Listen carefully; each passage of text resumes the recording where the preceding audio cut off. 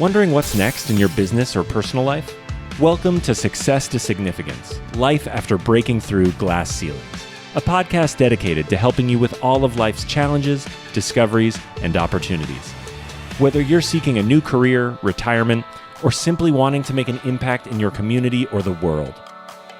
Join Jen Du Plessis and her guests as they explore how to start, what to do when you're in the thick of a change or growth, and how to leave a mark in this world after breaking through your next achievement. You are moments away from the aha you've been seeking. Hey everyone, and welcome back to Success to Significance. I am so delighted today. We're going to have a lot of fun. So if you're listening while you're working out, you might need to stop and choose another time to listen to take a lot of notes.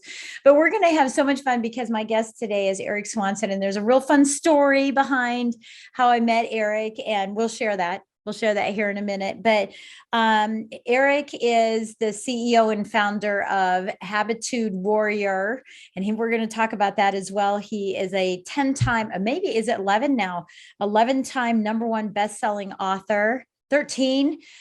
Update 13 times. Everybody. Update your website. Yeah, but 13 times the charm.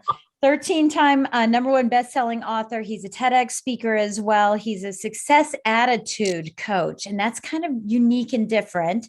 And there's like a gazillion other things. He's an international speaker. There's all kinds of things that Erik does. But I just want to welcome to the show. I'm so excited to have you here.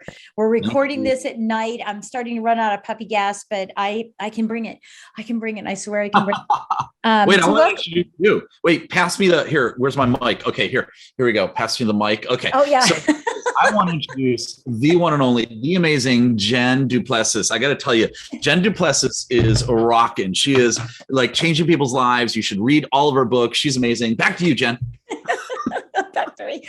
I love your little microphone. I should have mine out. I have a little stuffed microphone so I can do a mic drop without hurting anything. I'll have to share it with you in the green room afterwards. You want to know why I have this? Why? It's actually a very specific reason why I have this. So I ended up getting this a while ago. So this is like it's made of pewter, and you can it had a little thing where you can plug it into a phone or something. I just cut that off, so it's literally just a little microphone, but it's really nice and solid. But the thing is, I take this with me everywhere I go. Yeah. So I put it in my pocket. It's small. It's little, tiny. Yeah. Okay. Yeah. This is what I do for a living. How cute. Yeah. So literally it's even more than that. It's when I go into a Starbucks or I go to anywhere, right? You're always getting it, putting your hands in your pocket to grab something, and or whatever. And this is a constant reminder that I and you, all of us have a voice. Yeah. That's the reason why I have it. I love it. I love it. Well, I cut the legs off of mine. I'll show him. His name is Mike. Very nice. Nice. I named him Mike, right? Mine's Michael. Yeah. And he came with these little legs and these little stuffed legs, and I cut his little legs off so that he looked like a shrimp. He looked like a shrimp. Cut his little legs off, and now he's just a microphone. And as a matter of fact, I had it at Secret Knock with me. Did you? Okay. I did. I have a friend of mine. So I've got these Yetis. I've got Yetis all over the place. I don't know if you can see some in the background. I'm actually using one right now. And you know how the Yeti looks like a Yeti, right? And my friend of mine's like, it kind of looks like in the bottom of a snowman. I'm like, yeah. I go, yeah, it looks like a Yeti. And she's like, oh, now I understand. It's so fun. Well, this is why this podcast is going to be so fun, because we can't even get started on the podcast because we're just yakking like we always do. Right. When are we going to start? In about 10 minutes or so? I'm just kidding. I know. Wait, 10 minutes into it. One of the things I want everybody to know too is that you are known as Mr. Awesome. And I know that you did not coin that phrase. I know that Les Brown did that for you. And, when Les says something, you definitely have to take it on and say, oh yeah, okay, good. It's funny you said that he said that. And I know Iman, a guy. And Iman is, he said that I'm the implementation ninja. And so I started using that. So I started using that too and said, I know I'm the implementation ninja. So you say, go do something, I'm going to do it. Right. But this is all about you. So let's talk about you for a little bit. So you have Habitude Warrior. I know you have one of my favorite subjects. Excuse me? One of my favorite subjects. Continue. Oh yeah, you. Let's talk about you. You have Habitude Warrior. I know you have the mastermind. You have lots of events. You do speaking, events, workshops. A lot similar to what all of us do. Yeah. But it's not those things. What's great about you and how we met we met is that I heard all about you, you heard all about me, and we just happened to stumble across each other at Secret Knock and said, hey, wait a minute, are you him? Are you her? And, the rest is history. We couldn't stop talking. We became great friends. But there's a story behind all this awesomeness that you have and all the things that you're doing. And I don't want to superficially say, oh, that's neat. All that stuff is really great. But there really is a story that I want to pull out of Erik Swanson as to why you have this habitual, which is a word I didn't even think I was going to use, but why it's just this incestuous appetite for being positive all the time and having this high energy and having this awesomeness in your life and the gratitude that you have in your life, because it didn't happen as you came out of the womb. There's something that happened, that made you say enough is enough and I want to be this. So share with us about that, if you will. I actually know the exact time that it happened, the month that it happened, and it's called a Satori moment. Satori means instant awakening from a Japanese term or culture. Well, I had this instant awakening where, and I'll just tell you the backstory. I was blessed with being picked on and bullied all throughout my life until I was going from sophomore year to junior year in high school. I ended up during that summertime, I ended up growing about another 1.5 feet. So I was like 6'1" when I was going into junior high school. And I was like, junior in high school. And I was like, why am I letting these little people, little shorter than me, bully me and pick on me? I was like, enough is enough. So I made that decision. And right then was really the Satori moment, the spark of my future to decide, okay, I'm in charge. Brian Tracy, my main mentor, for 25 years, I worked with Brian Tracy, and he would always tell me this: always wake up in the morning and say, I am responsible. I am responsible. I am responsible. And I always thought that was amazing, because we are all responsible. We always like to blame other people for different things, but really you have to look internally. Like Jim Rohn used to tell me this personally. He'd say, Erik, all the answers are inside of you already. You just have to pull them out and expand on them. So that was my moment. It was between sophomore and junior year. I made that decision, and that stuck with me throughout the rest of my years here so far. Wow. Because that energy level, I'm pretty high energy. I vibrate pretty high. Right? And I vibrate pretty high on my vibration plate too, because during COVID, I've been standing on that sucker, trying to keep movement going, and it does elevate my vibration, right? And my energy level. But imagine being around Erik 100 days out of the year, 365 days out of the year. Bring it. I know. Where obviously you have a high energy, but there are times when you probably don't. So tell us what happens, when you aren't, because I imagine, at some point people are going, please, just calm down for a minute.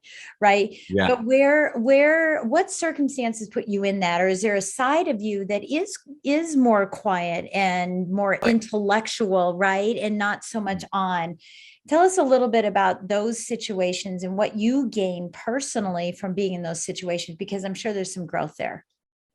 Yeah, really great question. So it's interesting if you get to know me a little bit more, like as people get to know me more, they realize like it's not, I'm not doing this big show, like being on all the time or something. It's not about that. Even when I met you at the event, Secret Knock with Greg and all the team, it was a 3-day conference, and you can be on without acting like you're on, like you're dancing on chairs or something like that, right? I'm actually pretty reserved when you really look at it, and you see I'm calculatingly reserved as well.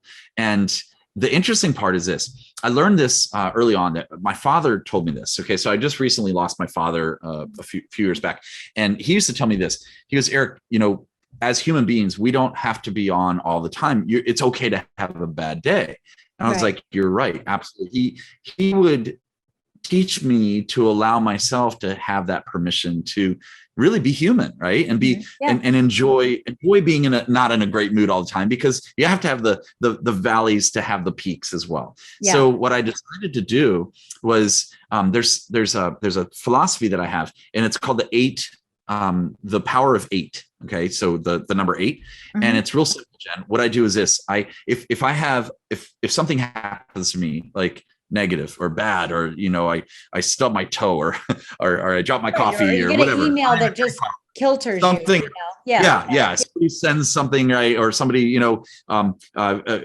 feels it necessary to block you in traffic, and then they wave at you with not all the fingers, maybe one of them, right? Yeah. So the deal is, I use the power of 8, and what that means is I give myself permission to allow myself either 8 seconds, 8 minutes, 80 minutes, maybe. Sometimes I get over something like, oh, that was a bad email. Let me think about it. Let me not, reply right away. Let me just sit with it for a second, like 80 minutes, right? An hour and a half roughly. And then I'll reply when I'm level headed. Maybe it's 8 hours, right? It's like, you know what? I'm just going to reply tomorrow. I'm going to figure this out tomorrow. Yeah. Or let's say I'm not feeling good. I need to give myself a rest for 8 hours. Great. No worries. Take my dogs for a little hike and go enjoy lunch and come back and then start creating again. So it's all about the power of 8. Some days it's 8 days, right? Sometimes it's eight days. So I give myself that permission. And what the second part of that though is, don't allow other people to see. The problem with complainers is they're doing it out loud and they're allowing other people. Yeah, exactly. They're looking for, oh, woe is me. Oh, great. Me too. Right. So they're competing about, oh, you should have heard my bad day yesterday. Oh, you should hear mine. Right. Oh, mine. So the glorification of it. Yeah. Exactly. So I decided that if I'm going to be a leader to myself and to others, I decided that it's up to me to handle my attitude on a consistent basis, and don't explain my negative attitudes all the time out there. Just let it go. Right. The power of 8. And I let it go. And then you'll probably see me in a great mood, because I'm not going to bring the bad mood to the video or to the stage or to the Starbucks. No. Yeah. And that's what most people do, is they bring it to any stage out there. A stage could be Trader Joe's. It could be the grocery store. It could be any stage out there. It could be the parking lot. Right. You're always on stage. I learned this early on. We are always mentoring someone. Right. Now, how are you mentoring them? Is my question. Yeah. No, I love that. And it brings me back. I mean, going all the way back to what Jim Rohn said. And I love Jim Rohn's things, but I am responsible, and it's part, it's just, I do his, oh gosh, I can't think of it. I do it every day. And how come I can't think of it? But I do his living your best year, whatever, best year ever. But one of the things that always reminds me is that, people do a lot of finger pointing and not a lot of thumb pointing. Sure. People are just a lot of that. And there's another saying that I've heard you say, I read it somewhere. I can't remember where I saw. I've done it. I do a lot of snooping on people that. Awesome. Are you stalking me? I love it. I am. I was stalking. Yeah. But I love the adage of good morning, God versus what is it? Good God, it's morning. Yeah. Most people say good God, it's morning. And that's an indicator of how your day's going to go. Exactly. Right there, right on the spot. Okay. So you had that epiphany, right? That tipping point where you said, I've had enough of this. But so it wasn't that you necessarily had a bad attitude, but you were letting other people reflect and decide how you were going to act all day long, right? Or how it was going to affect you. So what then took you in?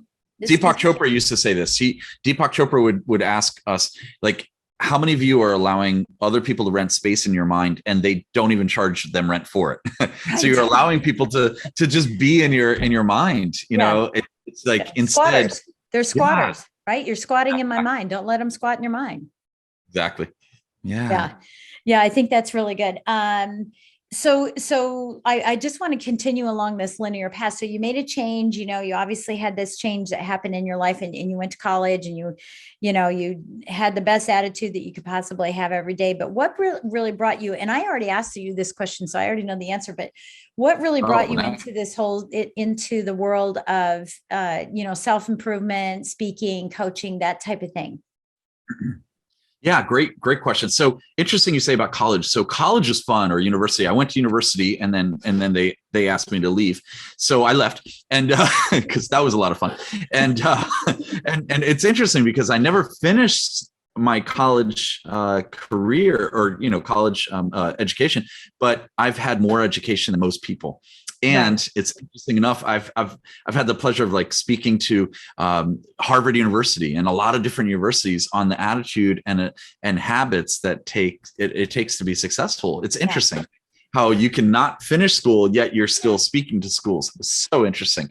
So interesting enough that so I started, a little background on me. I started years ago, around about my 25th anniversary is coming up, when I first started in the sales arena and training arena. Worked with Brian Tracy, and he's, the guru of sales and management training. Amazing. I've got tons of books behind me of his, I'm sure. So Advanced Selling Strategies was one of his books, and Maximum Achievement, another one. And I really harnessed getting really great at selling skills and teaching people how to close, how to overcome objections, how to prospect the best way, how to market themselves, how to be amazing at sales. And then I was sitting in Houston, Texas one time, at an event of ours. Brian was going on stage, and this gentleman in the corner here, one of the other speakers, calls me over, and he says, "Erik, son, come here." And I go over there. "Yes, sir. Can I get you a cup of coffee or something? What can I do for you?" He's like, "No, what do you do for Brian?" And I said, "I'm the best salesperson ever." I was all excited about it.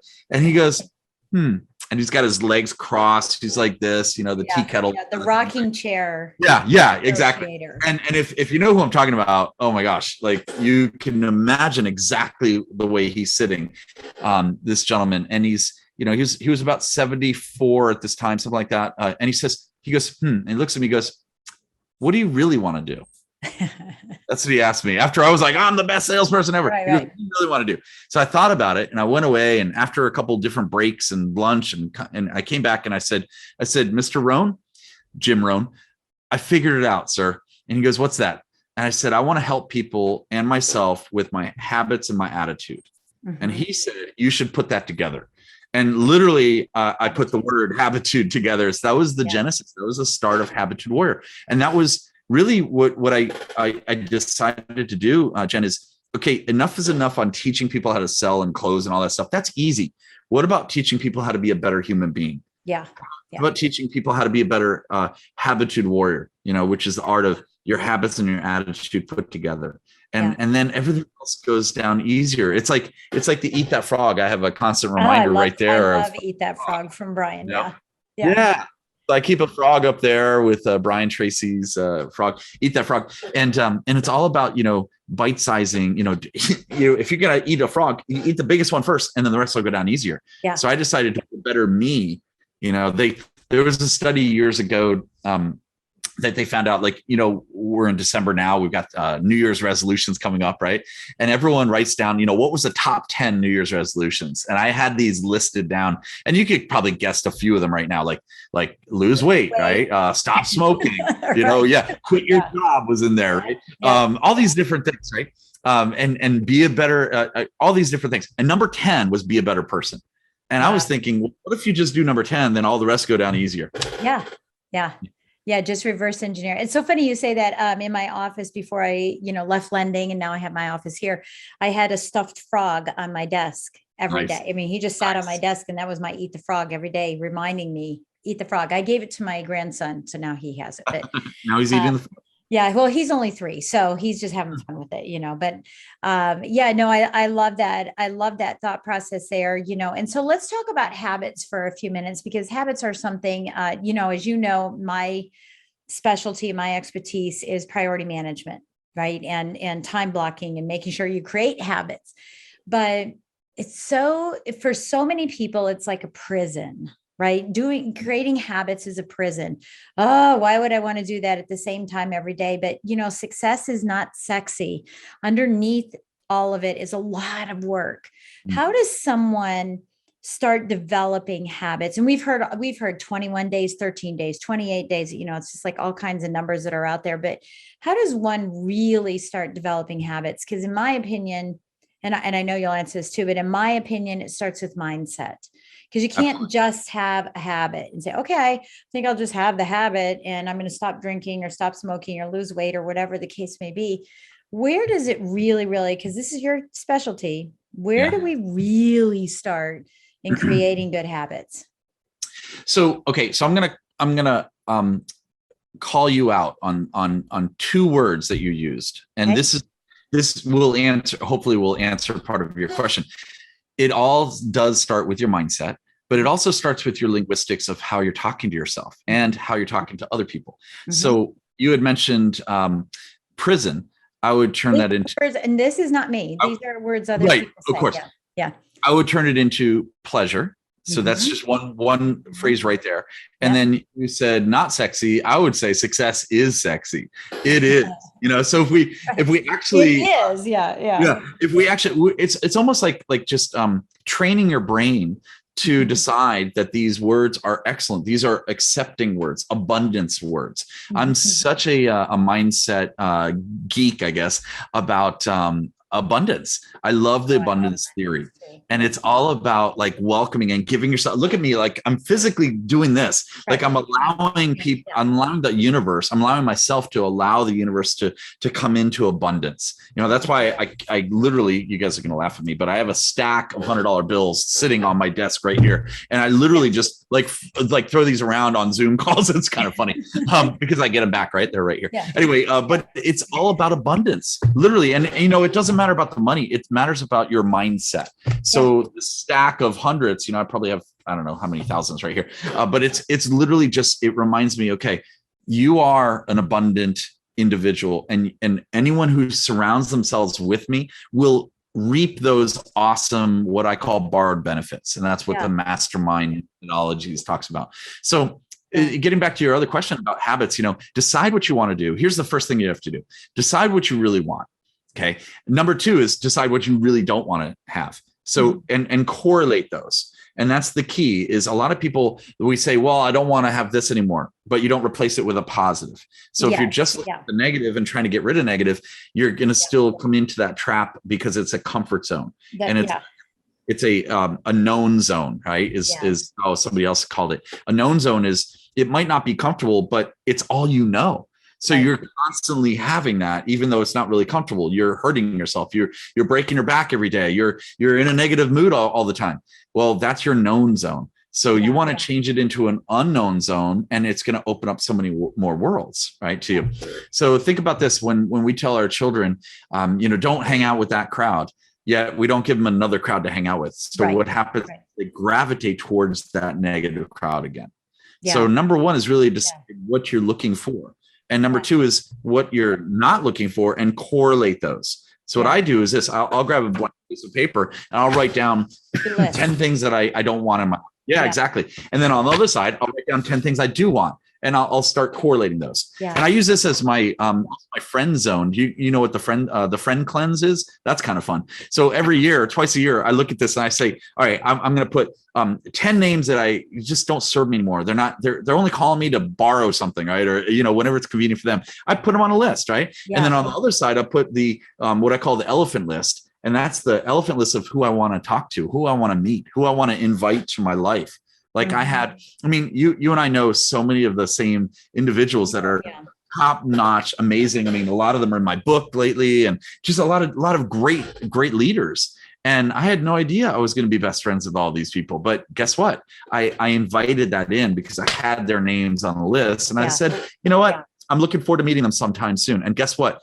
The universe gives you what you're looking for. Yeah. And especially if you're looking, you're looking at that. And, one of the people I wanted to meet was Mike Huckabee. Okay. Yeah. And he was part of some people have a Fab 50, Fab 10, whatever, for some reason, my list had a bunch of M's on it. Okay. I just was writing down who I wanted to meet. And I said, look at that. They're all M's. And of course, everywhere I looked, I would find an M.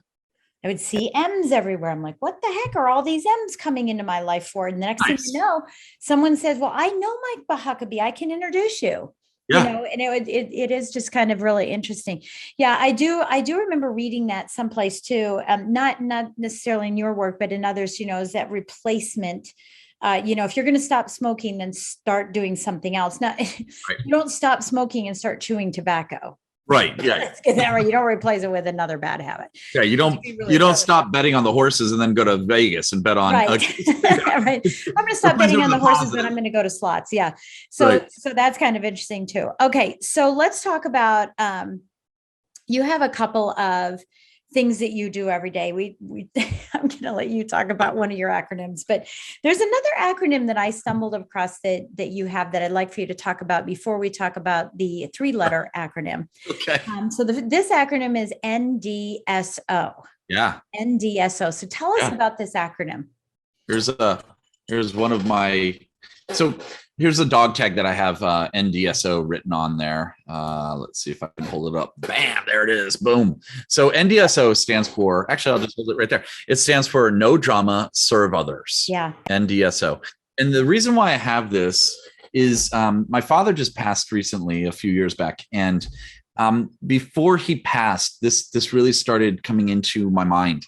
And then when he did pass, it really, I started dreaming about this, and these initials just kept on showing up, NDSO. And it was all about no drama, serve others. And the way I figure is this, like there's a lot of people that are out there to better themselves, which is great, but they're doing it for the wrong reasons. What I like to do is it's all about significance, right? But significance for other people, helping other people. And I love the fact that my whole life revolves around helping other people. Mm-hmm. Now, of course, I'm successful in certain ways, and growing and moving to the next level. But the only reason why I'm successful that way is because I'm helping other people. So what I did was I ended up putting these together where my father has one and I have one at all times. I wear it 24/7. It's right here. And then I ended up getting these made, and I start giving them out to people because it really is a great reminder of why you're doing certain things. Yeah, I love it. And so, but I want to break it down. If you don't mind, I want to break it down. So what's the no drama, the no complaining, the no whining, the no, all that. And okay. So I'm good there. Let's talk about serving others. I think a lot of people use this very lightly. I love to serve others. I want to help others. That's why I'm in sales. That's why I have a business. I'm an entrepreneur. I want to help others. But let's go deep with this. What does it really mean to help serving others? Yeah. What does it really mean? Because I think people are very superficial with serving others. And, they talk a big talk, but there's not a lot of action behind it. Well, I'll just say it this way. For me, it's all about it's weird, but it's really cool because me, Jen, as the dude who's coming in, rah, rah, he's going to, rile up the crowd. And, I'm always, you called me always on, right? But really serving others is all about, it's a reminder to be the person behind the scenes. You don't have to be the person that gets the credit for it. You're right. Or getting credit for anything. Like I want to serve others, meaning, and it doesn't have to be just like donating to charity. Do that as well. But is there a way that you can mentor somebody? Is there a way that, like, for instance, recently what I've been doing, people ask me to mentor them. I have a 10K a day deal or whatever, where I coach people, right, for one day. Yeah. But I'm actually opening this up where people can come over and meet me. I've been doing it at a Chick-fil-A. Okay. I love Chick-fil-A. So I said, okay, you know what? You can't afford that. I'll tell you what, meet me at Chick-fil-A at whatever time, not on a Sunday because they're closed on Sunday. Yeah, they're closed on Sunday. Let's say it's Saturday, right? Yeah. So they meet me at 12 o'clock on Sunday or on Saturday afternoon. And I say, okay, great. Let's go through the line. We'll go through the drive-through. And I say, you got $50? And they say, yeah. I go, great. Get $50 worth of number one or number two, whatever it is, and just make sure they're separate bags. And they get theirs, I get mine, and then we go find people to give out this food to. And then that person and I sit down for our 1-2 hour coaching, and I do it for free at that point because they're just donating back. And it's just little things that we can do to serve others and be significant in the world. And then for me, the no drama and the serving others is helping people get to the next level. For instance, I have a lot of my, as you do too, co-authors that come into your book series and so forth, and bestsellers and so forth. Well, Jen, you and I are creating all these. Well, we're not creating them, but we're creating the opportunity for them to be bestsellers. Yeah, and that's for the first time sometimes. Correct. Yeah. A lot of times. Yeah. Not even first bestsellers, just being an author finally. Yeah. Yeah. Yeah. And guess who we're serving though? We're not serving those authors who are in your book or my book. we're serving the people that they're serving. Yeah. That's what it's all about for me. It's leaving a legacy, but nobody even knows who started it. That's what I really want to do. Yeah. And, and thank you for going deeper into that. See, that's why I think if I just left that up there, we wouldn't know about this thing that you're doing about how to serve others, demonstrating how to serve others. If you can't serve yourself, how can I demonstrate? So, one of the things that I've told my clients too, is that if you don't have the money to do marketing, then use the time to do your marketing. So the same thing, if you don't have the money to give to charity, then donate your time to charity. And so it's a reverse engineer of that. So I think that that's, beautiful in what you're doing, but I don't think everyone really understands what serving is. And that's why I wanted to go a little deeper with that, to make sure that people really understand what that meant. Having a servant heart, and asking, how can I help? How can I serve? How can I give today? And these really are, it's funny because I have a little quote every morning that I say is, God, somewhere, someone is looking for me, help me find them so that I can serve them. Right. Absolutely. Yeah. And that's I want to dive a little deeper on that. Jen, you and I, we know a lot of the same people. We cruise around to all these different, really, Jen and I are invited to go speak at different conferences throughout the world. And you could always tell who is there to serve and who's there to serve themselves. Yeah. Right. You could always tell. You can see that, and that's why I was drawn to you right away, because I'm like, I see the value of working with her, because she's out there to serve others. I love that. Well, thank you. Thank you very much. I appreciate that. Okay. So let's move into the 3-letter word that I'm not afraid to say. I just want you to get the shocker of it. I want you to be able to present the shock and awe. She's referring to this. Okay. So all the listeners right now, she's referring to, you need to, so everyone write this down. Okay. You have to pee every day. That's my saying. You have to pee every day. Okay. Now pee, you have to spell it PEA. Right. And you have to literally pee every day, meaning go out there and be the three initials, right? Here's the acronym. You have to be positive, you have to be energetic, and you have to be awesome. Those are the 3 initials. And that's a reminder for me. I actually have it on the other side. So NDSO is on one side, peeing is on the other side, right? So you literally have to pee every day. And it's a constant reminder. Before I leave my home, I know that I'm going to help people. Why? Yeah. Because I'm going to stay focused and positive. I'm going to bring some energy. And the energy doesn't have to be rah energy. It could be a nice gesture of opening up the door, or a smile. Yeah. Or something, right? Yeah. So it's just showing that energy and uplifting people. And then be awesome, meaning be kind, be nice, be generous. What is awesome to you? So just decide what your awesome is and start harnessing that.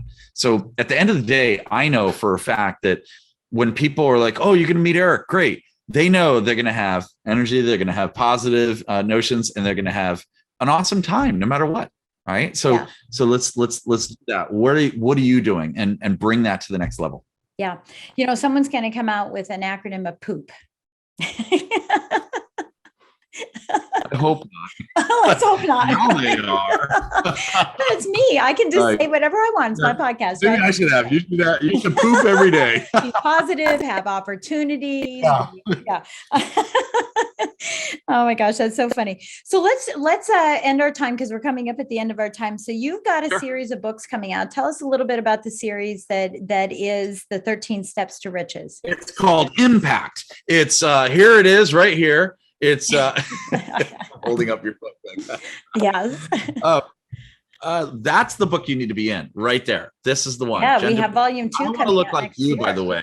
I want to look like a supermodel. That's what's happening. Let's see. Are you talking about this one? So what I did was this, based on the Think and Grow Rich philosophy, I decided to start a series, not just one book, but actually 13 books. And we actually we have 33 authors, we have 13 celebrity authors, and we all contribute to this book. I have one of them right there. That's the first volume, which is on desire, which is the first step in the 13 steps to riches in Think and Grow Rich. So Right. what we did was we went through the 13 philosophies of Think and Grow Rich. So number 1 is desire. Number 2 is faith, featuring my great friend Sharon Lechter. So that's Yep. number 2. And number 3 is just came out. These are all number 1 bestsellers. So we're basically pumping out a new best-selling book every 2 months for the next 2 years for all 33 authors. And this one's auto suggestion, featuring Jim Cathcart, and our buddy Greg Reed did the forward. So there you go. Really cool stuff. Awesome. And we've got a new series. This one's already sold out. We've got a new series now, which I'm super excited about. And it's called The Principles of David and Goliath. Yes, you were telling me about this. Yeah. Oh, it's awesome. So, and we're gonna have you as a special guest in that. So okay. All right. Ooh, I don't know what I'm going to be doing, but I'm excited about it. It's awesome. I'll tell you, check it out. It's the principle of David and Goliath, meaning we all have a David and we all have a Goliath in our lives. And we've all been there and had stories of dealing with or being the David of other people's Goliath. What is David? The David being the David means being awesome, being positive, being successful, being having a system to beat the Goliath, whatever the Goliath is at the time. What's a Goliath? The obstacle, the challenge, exactly, the challenge in life, right? So what we're going to do is it's a 3-book series. Book 1 is all on mindset. So mindset and belief systems. Book 2 is on strategy and goal strategies. And number 3 is on implementation and action. Oh, perfect. Are you selling that in a 3-pack? That's what Absolutely. Jim Rome would do. Yeah, it's he would just do 3 of them at once, right? Yeah, absolutely. Yeah. So we readers. I really want to be on stage. Readers can buy it separately because they're standalones as well. Right. But they can also buy the series together. Yeah. That'll be powerful. When is that all going to come out? Oh, it's amazing. So it launches April 5th is book 1, August 5th is book 2, and December 5th is book 3. So all next year. So there's plenty of time to follow Erik and then follow these other books coming out. That's awesome. That's right. Of course it is. I'm finding myself using the word while we're on the podcast. You should see my awesome board back here. I don't know if you could see it. If you can't read it that closely, it says things to do. Yeah. Monday, be awesome. Tuesday, be awesome. Oh Wednesday, my gosh, that's awesome. so funny. Thursday, and I wrote this. Yeah. Just be awesome. I mean, how hard is that? There's not. It says Sunday, take a break. Yeah, take a break. Take a break on awesomeness. I love it. Erik, it's been such a pleasure. There's so many more things that I wanted to talk about. I wanted to talk about your 60-second morning. I wanted to talk about your high fives. Awesome. But we just don't have all the time in the world. So I'm going to have to bring you back again, which I sure will do. I can't wait to share that with you. And, and you're going to be a guest on my mastermind here in a couple of weeks. So, we're going to have to you need one of those guns. I have one. Yeah. I have one of those guns and I love it. I was just sharing it with my grandkids over the weekend. We have all kinds of fake money in it and stuff. And and they just love picking up money. They go, is this real, Dama? Is this real? And they go, no, it's not real. It's not real, but they thought it was, so they thought it was really good. But it's just been a pleasure chatting with you and getting to know you even better. And I know that you have served in the way that you want to serve for those that are listening here. But what do you want to leave us with? If there's one thing that you could leave us with and you say, look, in order to be awesome, in order to have this beautiful, great life that you seeking to do, give us some words of wisdom as we leave here today. Yeah, it's real simple. Just decide to be awesome. Literally make the decision. It's awesome. True. I always leave everyone with decide to be awesome. You have that decision making power, and don't allow other people to decide your thoughts and your actions. You decide. All right. Literally make it a decision to be amazing and awesome and exciting for yourself so that it can expand to the people around you. Yeah, I love that. It's a choice, and we have that choice to make. So again, thank you so much, Erik, for being with us today. Yeah, appreciate it very much. And everyone, again, thank you so much for listening to our podcast. We hope that you took a couple more nuggets here, and you can follow Erik on all of the links that we'll put in the show notes. And I don't know if you have any availability in your mastermind, or if you're doing one, but they can inquire about all of that. And hopefully you'll have the opportunity. Happy to give them I'll give all of them a free pass to check it out one session if you want. Cool. Great. So we'll make sure we have that link in there. Yeah. Go to ridealongguestpass.com, put it in the link or something, and they'll get one. And refer, make sure you put that you were referred by Jen Du Plessis, and we'll go ahead and give you one session for free. Awesome. Beautiful. Yeah. Another word again. There we go. Erik, thank you so much. And everyone, thank you. I hope you have a great week, and we'll catch you on the next episode. Thanks, Jen. Okay, bye. You've been listening to Success to Significance with Jen Du Plessis, the #1 podcast for people wanting to give more value and make an impact. Loved this episode? Be sure to subscribe right now at www.jenduplessis.com/S2S for more stories, strategies, and thoughts to help you gain significance and success. And if you like what we're doing, don't forget to give us a rating and review so we can continue to bring you the best content possible. Join us next week for another breakthrough episode. Thank you for listening.